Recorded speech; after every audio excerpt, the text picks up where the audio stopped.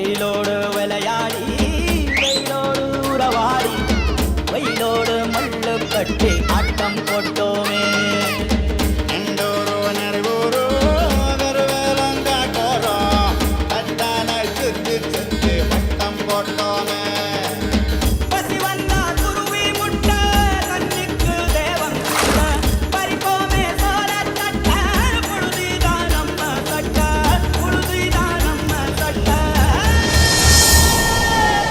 வெயிலோடு விளையாடி வெயிலோடு உறவாடி வெயிலோடு மல்லு கட்டி ஆட்டம் போட்டோமே.